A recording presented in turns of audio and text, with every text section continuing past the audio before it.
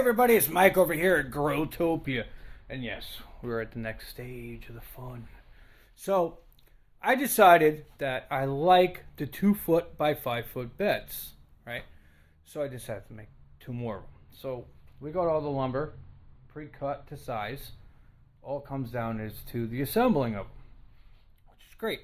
I got a solar-powered watering system. I'm going to be showing you guys that once that comes up. And I got grow lights that are coming. We're going to be putting a bracket on the back end of the bed over there. It comes up 4 feet, if I'm not mistaken. I think it's 4 by 4 or it's 2 by 2. No, I think it is 4 by 4. Comes up, put the grow light on top, and all those grow lights you can actually incorporate together. And they have timers on them as well, so you can set them. So I'm going to be playing around with that before I shoot a video for that. That's really about it. All I'm going to do is start assembling the beds. Now, if you want to do these beds indoors, this way it's non-treated wood. It's all Douglas fir. Each bed is literally under $100 if you do your math right. And I'm going to laugh at that because I've made about 3 to 4 trips to Home Depot to buy more lumber because my dumb ass at the early morning when I'm not awake fully and I'm halfway through my cup of coffee with a scribble piece of paper, I go to Home Depot, and then about 2 hours ago I realized I needed more 2x10s. Now my beds are going to be 10 inches deep. I feel like 10 inches deep is good for anything you want to grow indoors that you're going to be keeping indoors, such as like brassicas, for an example. I want to grow a lot of lettuce indoors. I want to grow a lot of cabbage indoors. I want to grow a lot of romaine lettuce indoors. And anything else. Now what's perfect is that the room that I'm in is cold in the winter, obviously, but it's also like warm and hot in the summer, so I can transition this room where it's almost basically a greenhouse but inside my house, and it's just half of my dining room is being incorporated for this and the other half is just for the rest of our crap. Now what's great about this bed is that it's at a perfect height and it's easy it's easy to deal with. Now there's a lot of things that go into this. And we're going to get into this a little further down the road, but if anybody's new to the channel, I want you guys just to watch in case you're interested in doing something like this.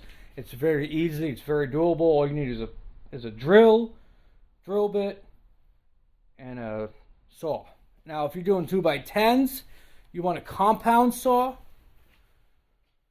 because you can slide it back and forth like this motherfucker.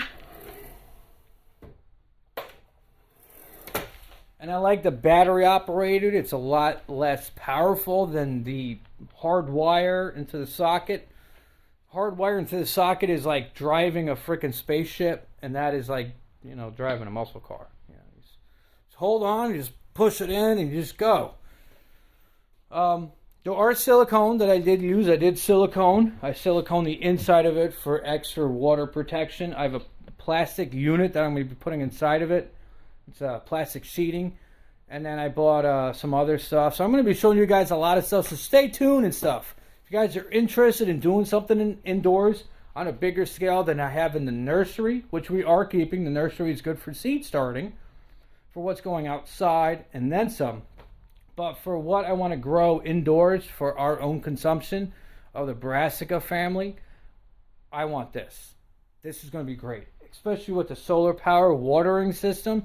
It's a water drip system that's solar powered that gets water out of a bucket. And the next thing everybody's going to ask me before I end this video is how do you remove the water from inside here that's made out of wood, and how do you stop it from leaking on the floor? That's going to be in the next video. Once I start doing that, I'm going to be showing you guys how to do that step by step.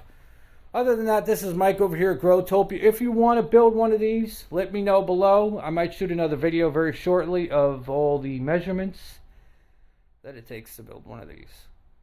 Other than that, just build it to your environment. That's what I did. I looked at what I needed for the height that's comfortable. That's it. It's a 2-foot by 5-foot bed.